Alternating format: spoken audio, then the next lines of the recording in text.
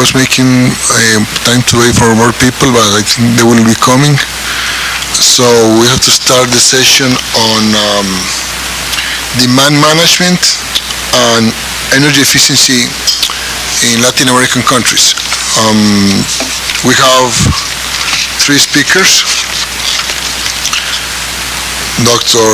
Feridun Perry Sioshansi, Dr. Gabrial Anandarajah, and Dr. Carlos Jaime Franco. First, they will have a 20-minute speech, and then we have a room for questions, and then after that, we'll have like an open for question for the three speakers. So, Dr. Feridun Sioshansi, he's the president of Menlo Energy Economics. He's a widely recognized energy consultant, and he's a PhD in economics in Purdue University. So, please come.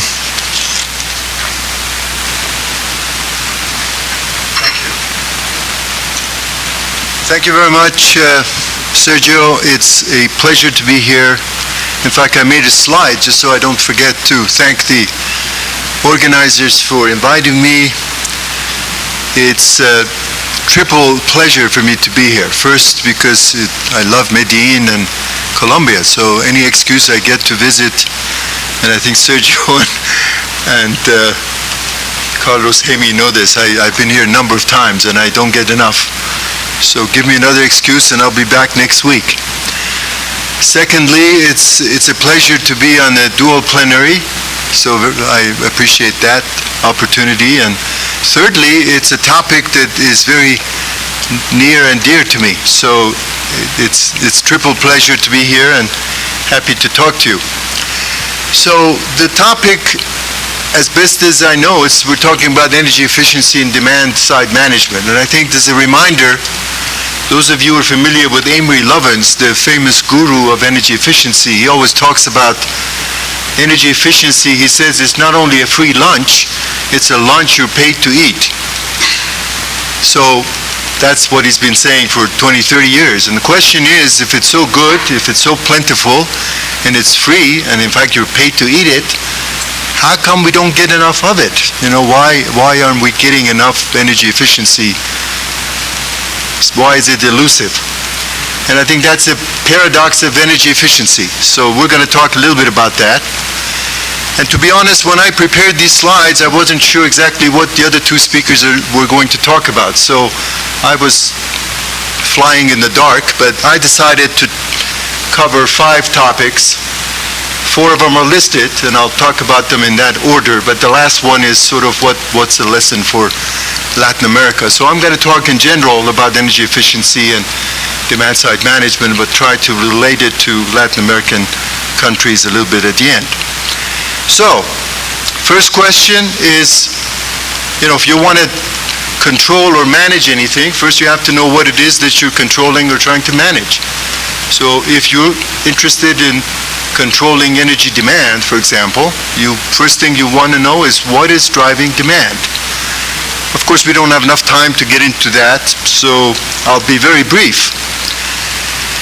And since the audience is small, I'm going to walk around a little bit from time to time, but I think I hope you can hear me without the mic.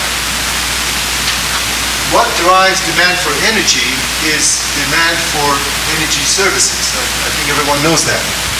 And so this is somewhat interesting because it shows what happens as economies move from, early stages of industrialization to what you might call deindustrialization. This is the 70-year history of American experience. From 1950, you can see that this is GDP growth, the red line, and then the blue is the demand for electricity. So many countries in Latin America probably are in this stage. So they're developing, which means that their GDP is growing rather rapidly, that demand for electricity is probably higher than the demand growth of GDP. And then you go to a period where the two are more or less moving in tandem. And then you move to this the industrialized phase, where for the case of US, the projections is that the economy will grow at some rate, but electricity will grow at a much lower rate. In fact, as I will show you, there are many people who believe that electricity demand might be flat or in fact declining. So basically that is what's driving demand for electricity, and I think the fundamentals are different in different countries. So I'm not going to dwell on that point. Second point. Now that we understand what's driving demand, the question is, well, how can we reduce it or manage it? And I think the answer depends on whether you want to manage peak demand or you want to manage energy demand in general. If you want to reduce demand in general, I think the best way to do it is to offer services using less energy. And if you want to change the shape of demand, which is very important in the electricity markets, then you want to change the consumption behavior, and I'll talk about that very briefly. So what do I mean by getting more out of the same amount of energy? Well, here's a simple example. This is an old chart, but I think drives the point. If people want lighting, you can use old-fashioned incandescent light bulbs, or you can use CFLs. Today, of course, we have more advanced technology, LEDs. And the difference is you pay a little extra up front for more advanced technology, but then you get your money back through reduced electricity cost over time. And so basically in this case, incandescent light bulbs, as we know, waste a lot of energy and heat, which is not really what we want, whereas a compact fluorescent delivers mostly light. LEDs are far more efficient. I'm going to skip some of these, but for example, this chart, which, by the way, the sources are usually on the bottom of the chart, but you can see that, you know, the efficiency of an oil lamp to candle to gas lamp to incandescent to compact fluorescent to more modern an LED. Basically, you get more lumens for the same number of watts. And so you provide more energy services, in this case lighting, using less energy. I mean, that is the simple answer. This is how you get the free lunch. And of course, there are many examples, not just lighting. This is an example of typical energy consumption, electricity consumption for refrigerators in the US going back again to 1950. Now you can see that for a while, refrigerators were getting bigger and bigger and less efficient. So consumption per fridge went up and up. But then we started introducing energy efficiency standards, and sure enough, the consumption came down. So today, an average refrigerator sold in the US is 3 times the size of the average fridge in 1950, but uses the same amount of electricity. And we can make them far more efficient if we wanted to. So that's how you do it. That's what energy efficiency is all about. I'm going to skip some of these because I'm on a strict time limit. But the slides, by the way, are available. If any of you would like to get them, I don't know if they're on the website for the conference, but give me a business card and I'm happy to send them to you. But you know, what is happening today is it's going beyond just getting more bang for the buck. We can actually, today, we can build homes like this one shown here. The home is so well insulated that it doesn't really need a lot of energy. So if you put a few panels, in this case a little windmill, the house can become an energy source. And in fact, if you're clever, the house will produce more energy than it consumes. Not all the time, but on average in the year, it would produce more than it uses. This, by the way, is from an article that was in Wall Street Journal. The title of the article was New Electric Company, Your Home. So it was talking about this concept of zero net energy buildings. This is a zero net energy building outside Las Vegas. You can see it's not an ugly building. It's not an experimental house. It's a real house. Real people live here. It's very comfortable, very modern. The only difference with the average home is that it actually produces more energy than it uses. Why? Because it's got solar panels on the roof. Why? Because it uses natural lighting. Why? Because it's very well insulated, so forth and so on. This is not a dream that I'm making up for you. People are actually, there are builders in America that now offer zero net energy homes. Not very many of them, but some of them are offering zero net energy homes, and I can give you references if you're interested to follow that. So, putting all this together, this is a chart of electricity consumption in the U.S. Last few years, you can see that there was a dip in 2008 due to the financial crisis. Now, the projections show three different scenarios. One is kind of business as usual. One is, well, what if we introduce some energy efficiency measures? And the other one is more aggressive energy efficiency measures. I believe that the reality would probably be closer to the red chart on the bottom. In other words, electricity consumption in the U.S. by most estimates has probably peaked and will never again reach the high numbers that we saw before 2008. For a variety of reasons, but most important because everything that uses electricity, TVs, air conditioners, refrigerators, lights, pumps, motors, you name it, everything is becoming more efficient than the prior vintage. And therefore, you can get the services you need with less and less energy as we move forward. Again, I'm going to skip some of these in the interest of time.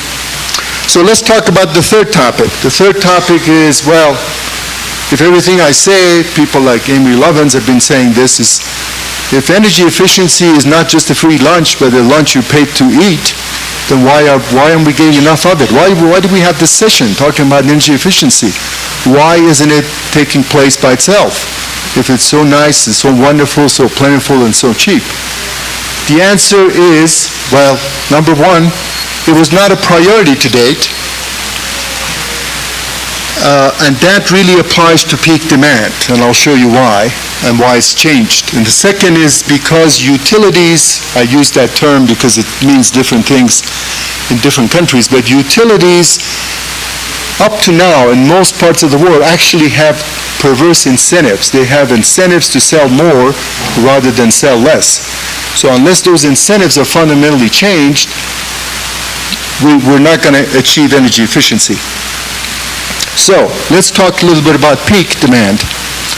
This is a actual chart in March 16th of 2014, so last year about this time. So it's a real chart from California ISO.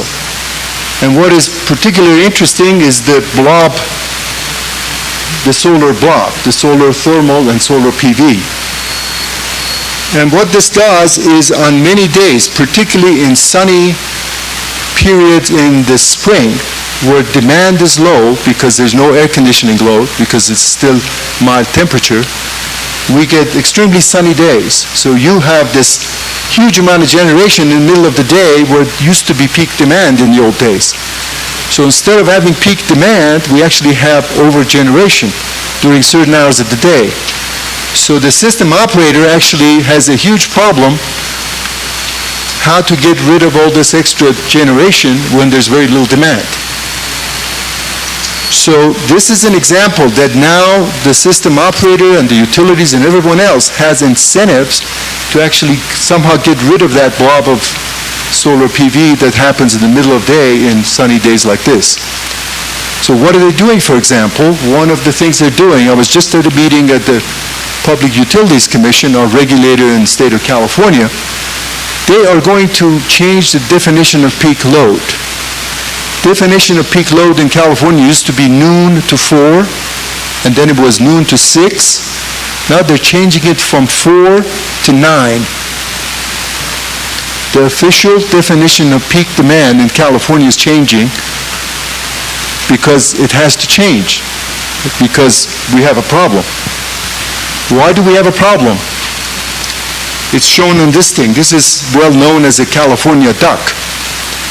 This is projection by the same agency. This is the grid operator in California. They think that by 2020, because of the 33% renewable portfolio standard, we're going to have this kind of a load shape. So it looks like a duck, right? It's the middle is the fat belly, and there's the beak of the duck. So what happens is, as time goes on, the peak demand that used to look like this becomes like this and this. So you have actually a dip where it used to be peak demand. But what happens is really interesting, because about 5 or 6 in the afternoon, when the sun begins to set, people go home and turn on their air conditioners, which is what's driving peak demand in California. So the peak is getting more pointed and shifting towards later and later in the evening. So the definition of peak demand in California will officially go from 4 to 9 within the next few months. And so what are they doing? They're encouraging people to actually use as much as they want in the middle of the day, which is very strange. You know, many years ago when I was working for one of the utilities spent millions of dollars telling its customers to give the appliances the afternoon off. And a lot of household ladies, for example, my wife, for example, still doesn't want to do the laundry in the afternoon. She wants to wait till 6. And I tell her, no, honey, do the laundry at noon. Don't do it at 6. You either do it after 9 or do it before 6, because the peak is a different animal. So within about 20 years, the California, and in the next few years, as you can see, the problem is going to get far more interesting than it used to be. So again, because of time, I'm going to quickly move on to the next question. So how do we get around these problems? Well, there are two problems, really. They're different. One is energy efficiency, which is terawatt hours. The other one is peak demand. And there's different things you can do. For energy efficiency, you have to change the incentives. For load shape, you have to change essentially market rules and prices. It's fairly simple, at least on paper. It's very, very simple. So, for example, what can you do to change the incentives? Well, these are the states that have decoupled their, maybe I'll go back to the list. The list of things you can do is here. You can decouple utility sales from profits. You can have mandatory targets for energy efficiency and demand response. You can offer rewards and penalties. You can make demand compete with supply-side options on the wholesale market. A number of markets in the U.S. do this or try to do this. And of course, you can build building codes and appliance efficiency standards, which would reduce consumption. So, you know, number of states, California being one, have done decoupling. What does that mean? It means that utilities, the regulated utilities in the state of California, do not make more money if they sell more kilowatt hours. So they have no incentive to push sales. In fact, they have disincentives to push sales because of other regulations. A number of states, some of which are highlighted here, they have something called energy efficiency resource standards. So they have to actually manage their both energy and peak demand by a certain percentage that is set by the regulator. So a lot of this is regulation. And you can see, this is a chart. You can go to the website for ACEEE. They rate the states in the U.S. based on their energy efficiency policies. And California, Massachusetts, and Vermont typically are in the top 3. Wyoming, South Dakota, and so forth are usually on the bottom. And you say, well, what does this mean? Well, what it means is that if you apply these kinds of policies over a number of years, you get extremely different results. On the one side are the 5 worst in terms of per capita electricity consumption. So state of Wyoming, for example, the average consumer uses 30,000 kilowatt hours a year. I have no idea what they do, but that's what the number says. California, on the other hand, is on the extreme other side. So policies, at least the regulators in California, think some of that is because of what they've been doing over the years. one of the interesting things that regulators in California would show you every time they get a chance is to show you a chart similar to this, which shows that per capita consumption have been flat for roughly 30 years, whereas the rest of America keeps growing. There's a lot of explanations for this, and again, we don't have time to get into all of it, but so, coming back to the other topic which I referred to earlier is this concept of zero net energy, which I think is where the future is, really.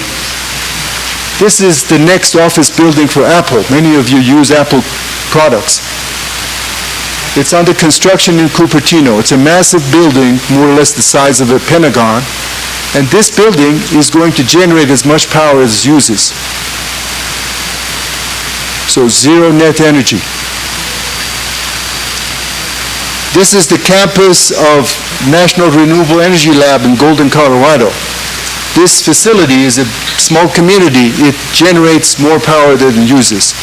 So zero net energy is not only applicable to individual buildings, but entire shopping malls, hospitals, neighborhoods, in fact, entire cities can be designed to meet this standard.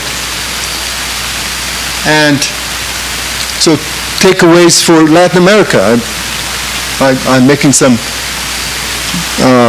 heroic steps here, but I think the lesson, if I were to give any advice, I'm not really here to give advice, but if you squeeze me, which you can, I think what I would say is that in most industrialized countries, the OECD countries, they went through a period of industrialization where many countries like Colombia probably are doing the same. But then they reach a point where they basically deindustrialize and become more efficient in the process, and lots of other things goes on. So it's kind of like American people, they became fat, and now everybody's on a diet, trying to shed pounds. So wouldn't it be better if you just went on a diet before you got fat, and then I'm in that problem, I'm trying to lose a few pounds, and it's not so easy. So it's much easier to stay trim when you can. And I think the lesson for countries in general, Latin America or elsewhere, industrialization is good, economic progress, nobody has anything against that, but to the extent you can, build energy efficiency into that growth path instead of going obese and then having to go on a diet. So thank you very much for your attention.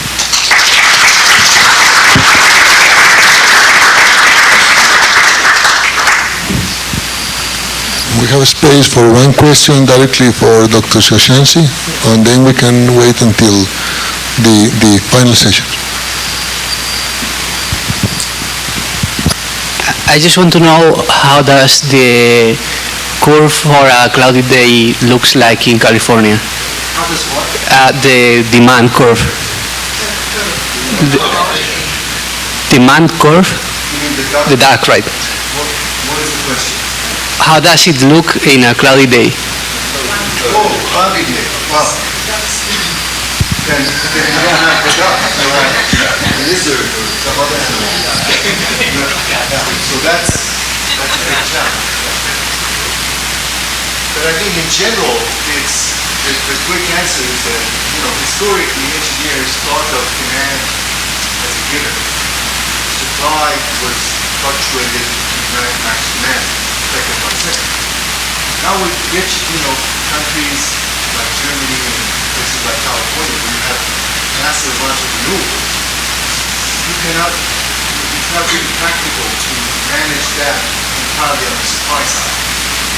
So there's a lot of interest to do things on the demand. I think that's one of the lessons of work on this partners. Okay, thank you very much. Thank you. Now, I might present Dr. Gabrial Anandarajah. He is a researcher in the University College London Energy Institute. He is a PhD in civil engineering from University College Dublin. So he's going to talk about energy efficiency improvement opportunities in new modern energy consumers in the greater Mekong sub-region. Okay, thank you very much for coming.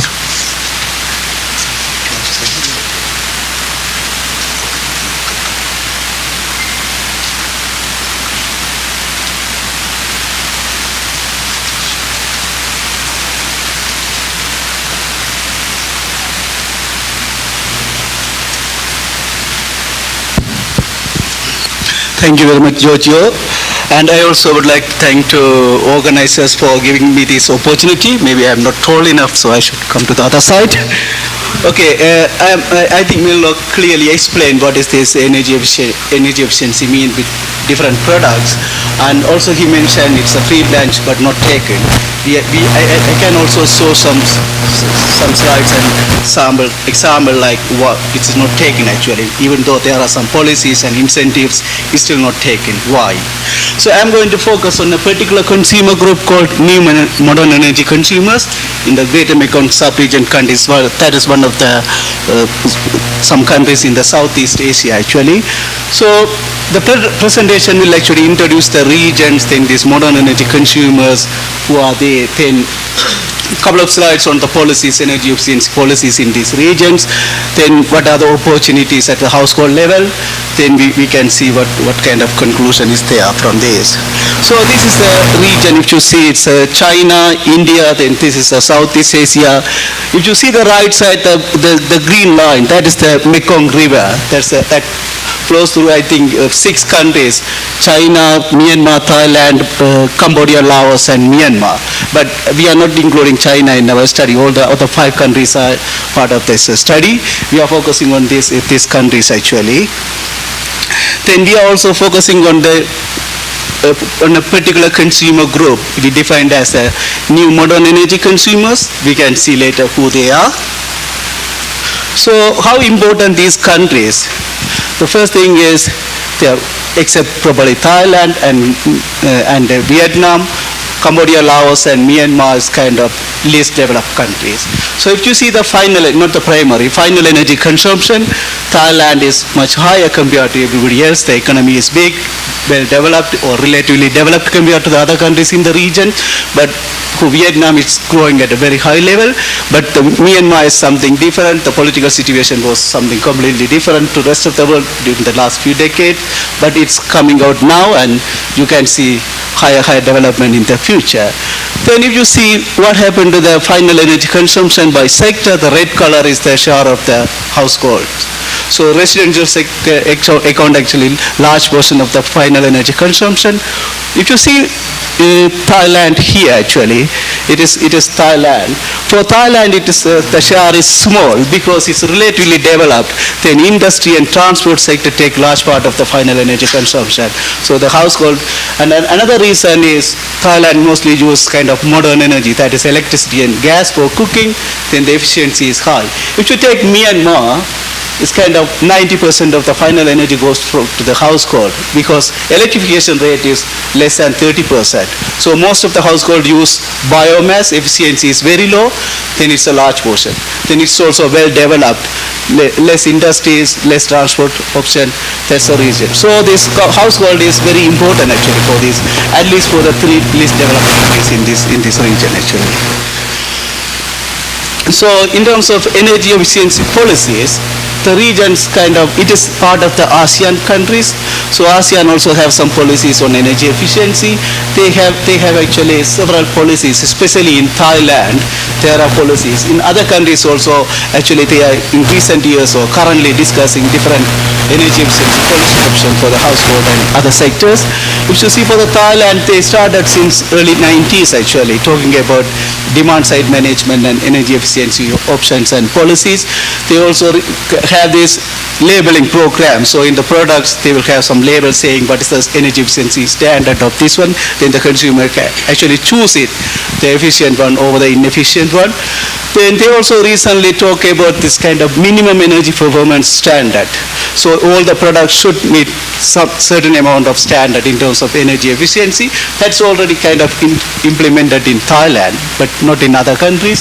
So then they also kind of called ESCOs. It's kind of a government initiative to kind of facilitate this program. So these ESCOs actually will design and implement these energy saving options and programs. They will find out where to get the finance for this program or the kind of things. This is also in discussion in few countries, but Thailand already started this program. Then beside the region, if you focus Thailand, in 1991, actually, they had a master program at national level on demand side management. So they introduced several, because they have several programs in industry and other sectors like efficient electric motor programs and all, but I'm not talking, only I highlights here the whatever relevance for the residential sector. So they have this energy efficiency fluorescent lamp program, then also efficiency labeling program for refrigerator, then air conditioning labeling program, then CFL lamp program, and several program for the household they had actually since 1991. Besides this, they have several other ways of introducing it. They have subsidy program in the supermarket. You can buy this CFL, all these expensive, efficient lamp at a cheaper price. Then they also delivered with free of charge for certain household and all these things in order to actually kick off or start this program. We can see whether it actually worked or not. So this is a sample, for example, for refrigerator. They will have this sticker, then it shows number 5 mean high standard, then the people can see, this is the one. But the problem is most of the appliances are produced in Thailand by different companies or multinational companies, and it goes to market in neighboring countries also with the probably same sticker for Vietnam, Thailand, Myanmar, Cambodia and Laos. They may not be able to understand what I said, because everything in the Thai language, others may not know what is it. Even some Thai people, they don't know this. So this is that's kind of the introduction of this for the region and the policies. Then what is this? Who are these modern energy consumers? We define them as kind of those who have already access to electricity. These people have access to electricity, but they're still poor. So below $2 per capita or per day is kind of the World Bank poverty level. So these people, we say more than that, but less than $5. It's kind of relatively poor, but it still kind of can manage. Then these are the consumers we are focusing on. How big they are? They are very big actually. If you see in different countries, it was in 2008, it varies from kind of 30 to 40% of the population actually. But in some countries like Thailand, it's kind of already peaked. But what we expect it to see below this poverty level, Cambodia, half of the people actually, half of the population below the poverty level actually.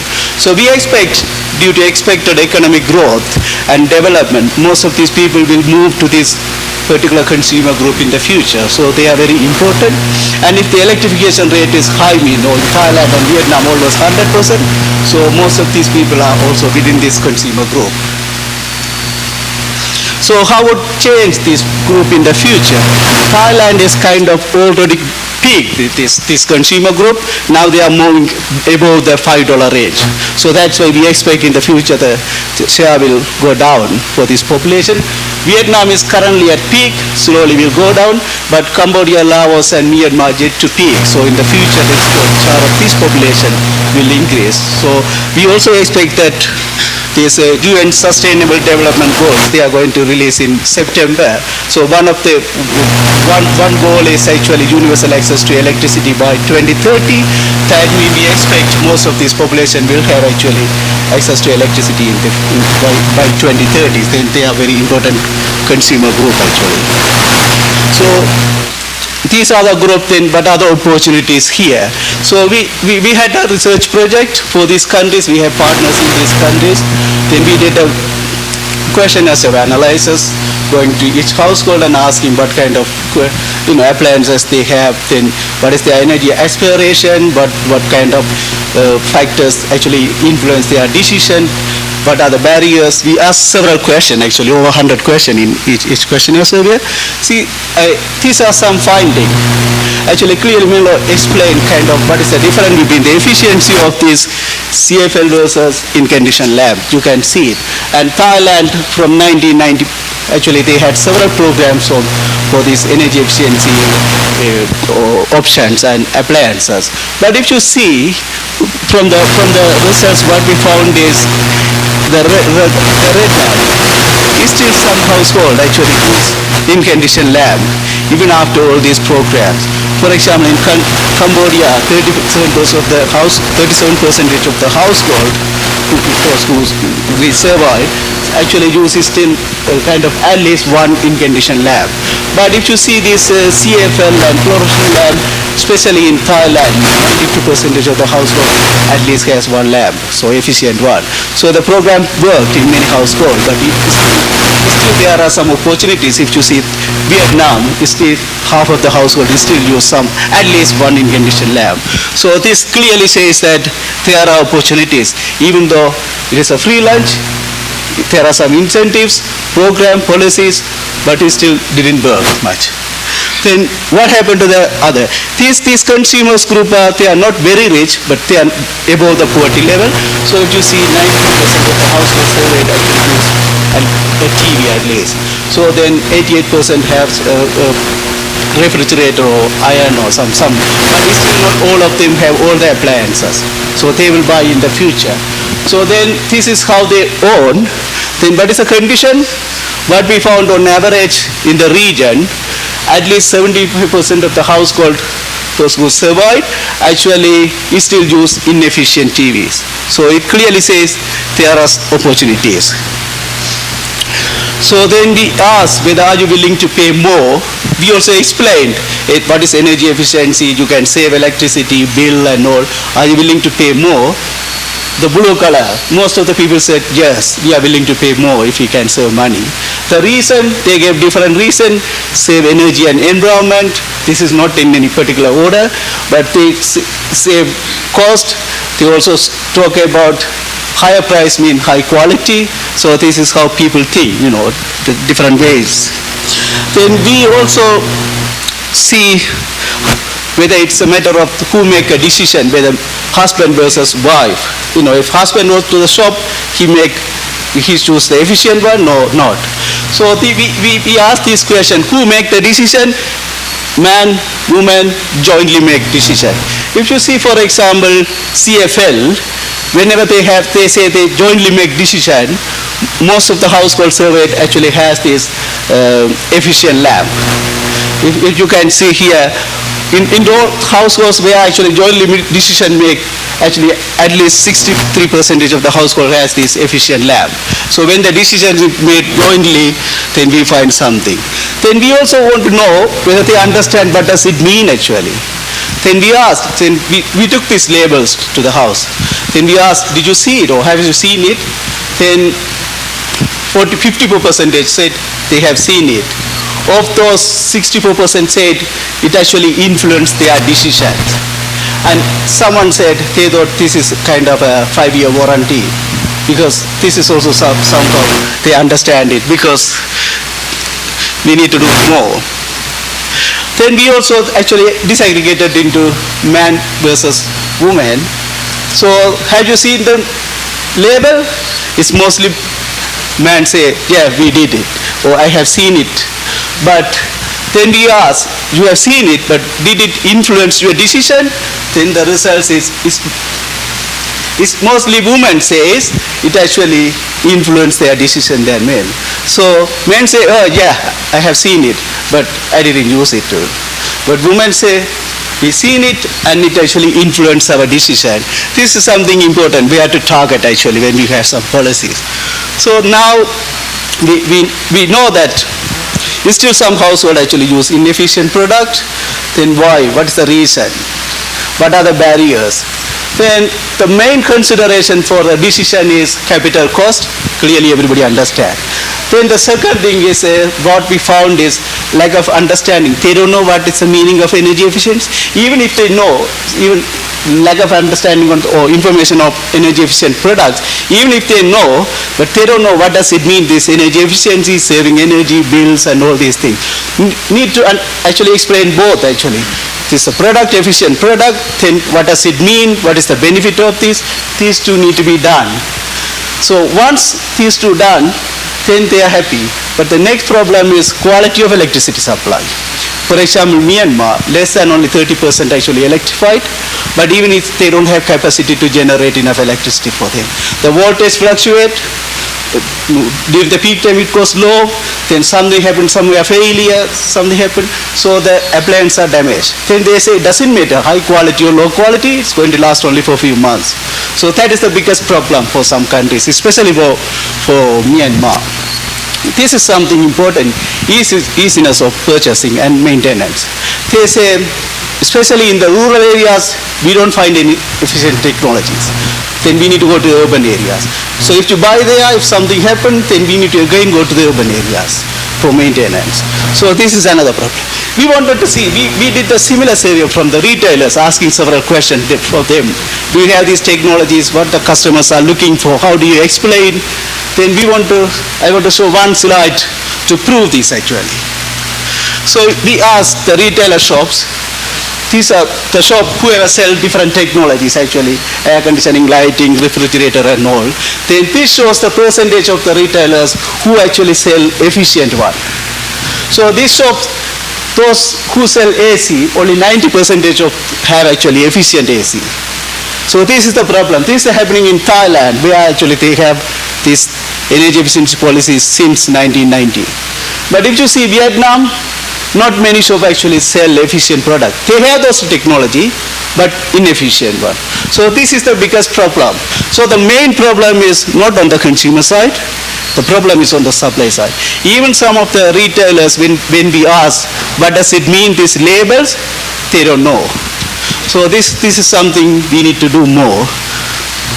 So what's the conclusion here?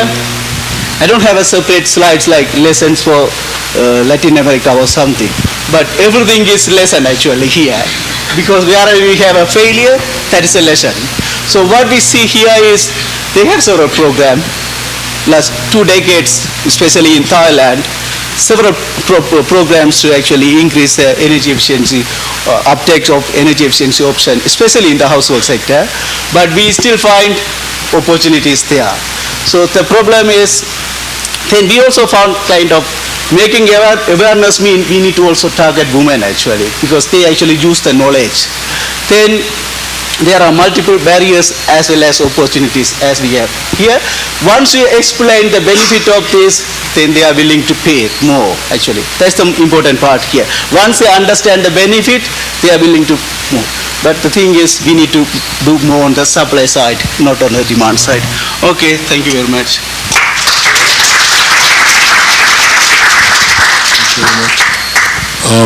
One question before going to the next speaker. Okay. And our last speaker of the session is Dr. Carlos Jaime Franco. He's a full professor at Universidad Nacional de Colombia, and he's a doctor in engineering from the same university. So, Jaime.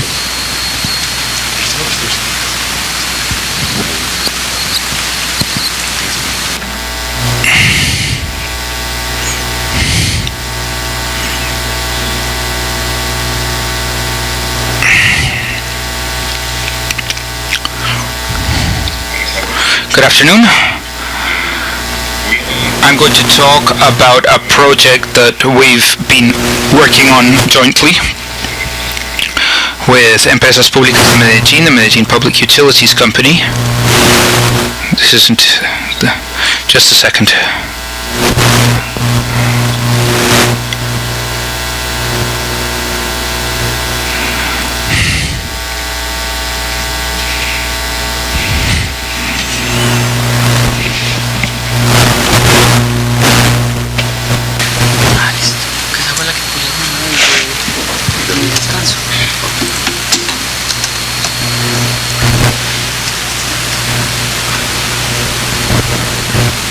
Esta es la forma más rápida, pero así me lo planteé. No hay problema, ahorita lo sacamos.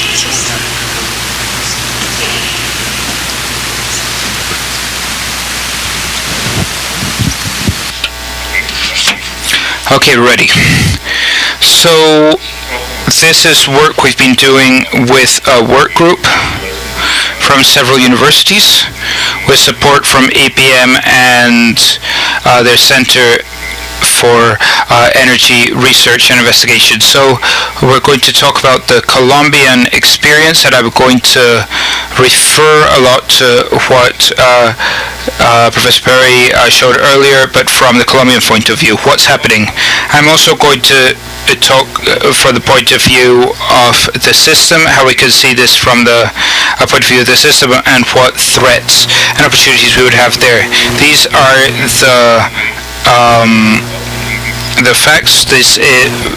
We have a law in Colombia, which is Law 1715, which you've heard of this whole week, because we are expected to see what the regulation of this law is going to look like, this renewable energy law, and it also covers demand. In other things, this law should regulate what the measurement issue is going to look like, and how much is going to be paid for self-generation in the country. Currently, self-generators cannot sell their excess energy, but this law says that they will be able to. And so the question for the regulator is, at what price can self-generators sell their excess? That's going to be the difference for the amount of efficient energy that's going to be renewable energy that's going to be. In the country, I'm going to focus on the residential sector, which represents 41% of the demand, and 69.7% are houses. Why is it important to differentiate between houses and apartments? Because houses have a roof. They have a roof where a solar panel can be placed, and that's what I'm going to focus on mainly. This is work that we did a couple of years ago, which was published last year. This is network parity for Colombia. What does this mean? On the vertical axis, on the horizontal axis, we have hours of sun per month for several cities in Colombia. And the vertical axis, we have the equivalent number for this. We have the equivalent for each country.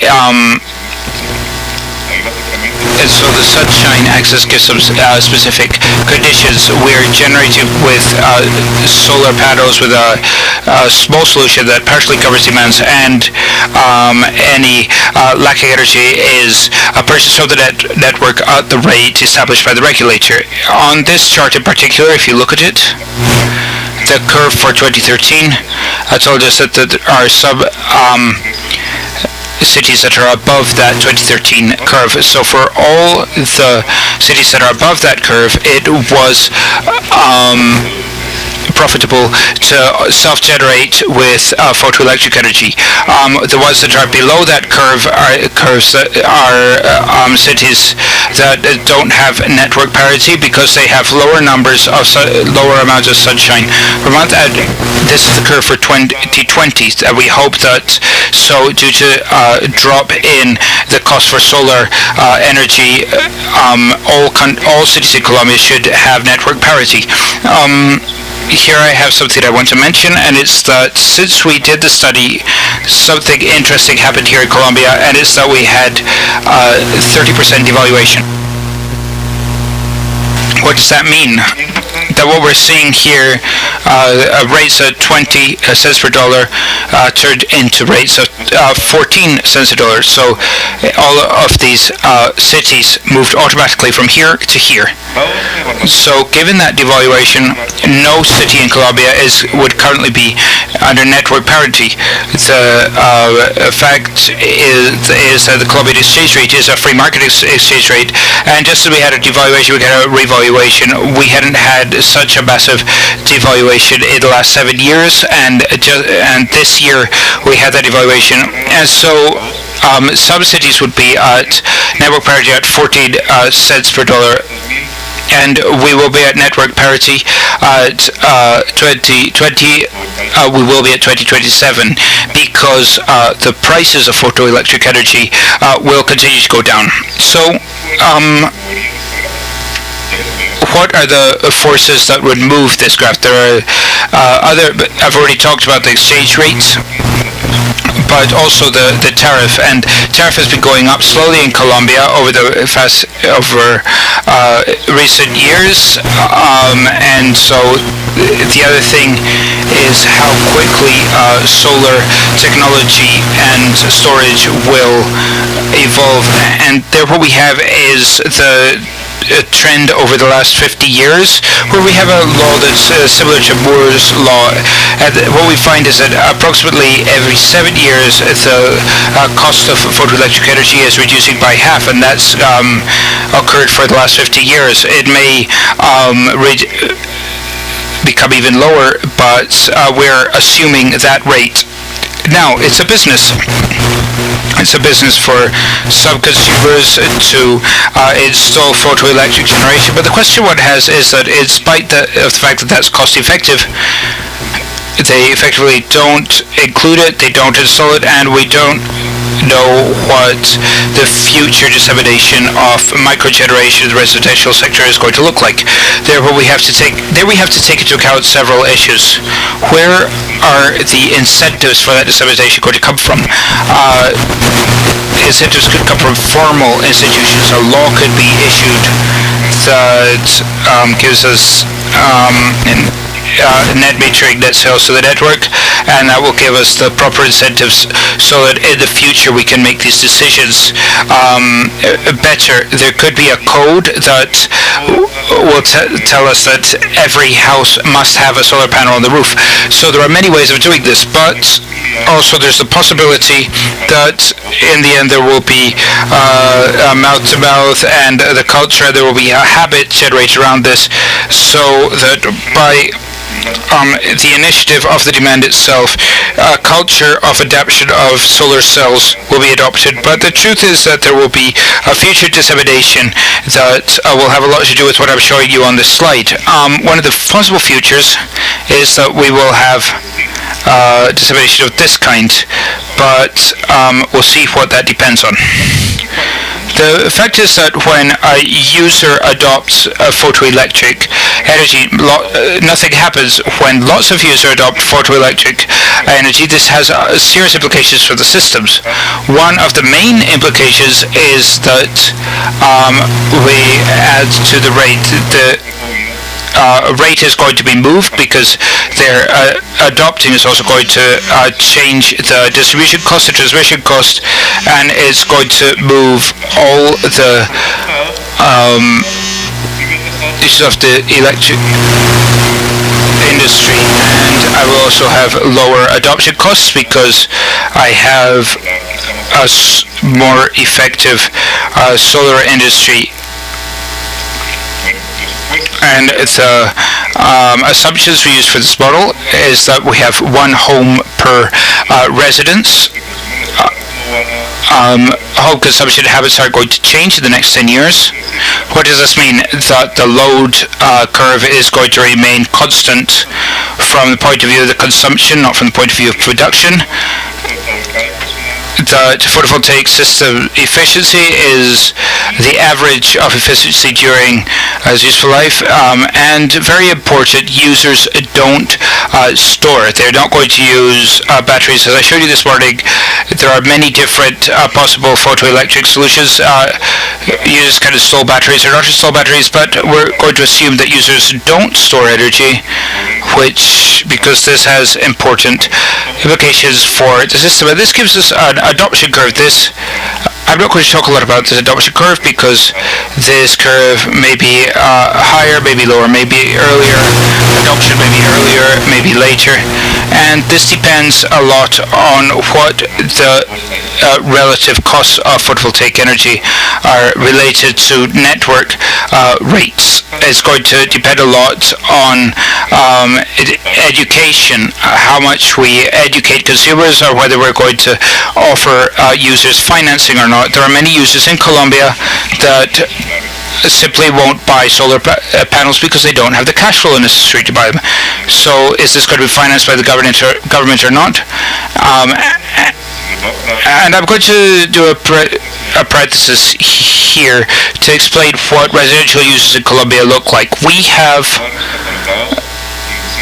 users cataloged into 6 categories. The lower income categories are categories 1 and 2, and the highest income categories are categories 5 and 6. Here we have an electrical rate that's fixed, rate that fluctuates depending on market prices, but lower income consumers receive a subsidy.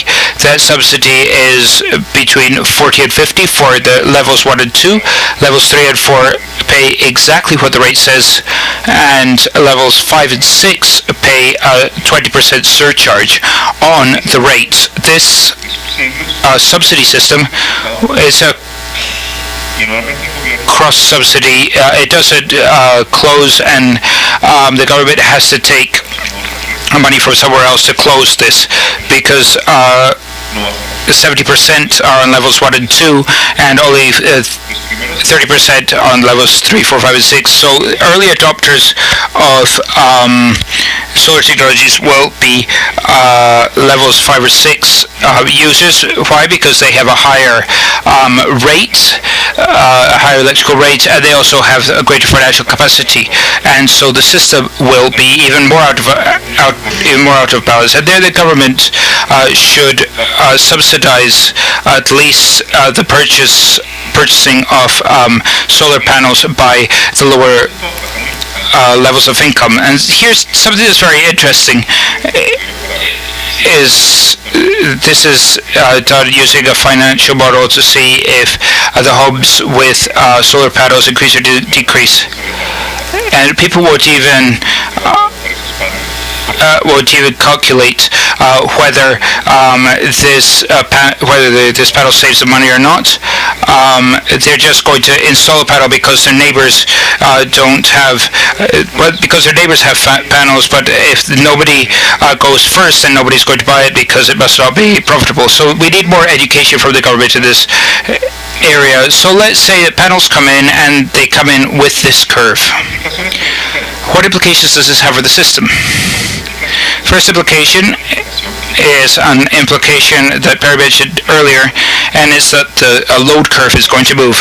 This is a load curve for Colombia. This is 0 hours, and there's 23 hours with a marked peak at 1900 hours. So let's see how the load curve will behave when this curve comes in. So we're going to put this curve of adopters over this load curve. For Colombia, we're going to have a duck like the one Perry was showing us, and we're going to see what this duck looks like, and we're going to see why it's similar or why it could be different. But I'm going to tell you a few things. Colombia, the south of Colombia crosses over the equator, and Colombia's north is still very close to the equator. In Colombia, on average, we are 7 degrees north latitude. We're practically on the equator. This has very serious implications from the point of view of solar energy. So we have almost the same number of hours of sunshine throughout the year. We don't have seasons. We would be affected by clouds. I'm going to go back to this chart. If you look here, we have some cities that have more sun than others.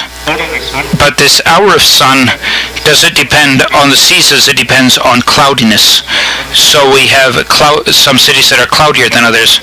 If you look, the cities that are to the right are cities that are on Colombia's northern coast. The ones that are to the left, especially Bogotá and Manizales, are cities that are above 2,500 meters in elevation. So they're cities that have a lot of clouds. And in the case of Bucaramanga, which is a medium elevation city, I have to do another parenthesis. I don't agree with this measurement for Bucaramanga. It's possibly an error of measurement, and it doesn't agree with the rest of the country, and we need a good measurement system that can ensure that sunshine meters are where they should be and aren't located under a tree like it looks like happens in Bucaramanga. And this is the duck. If you see, it's a fatter duck. It's a very fat duck, and it's very fat because it's a duck that's being fed in tropical countries with 12 hours of sunshine a day. And so note that here at 6 a.m., it starts 6 a.m. and it ends at 6 p.m. and the peak is very, very pronounced.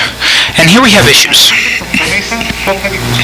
With a lack of dissemination, with all the panels I showed you, we could have a large amount of load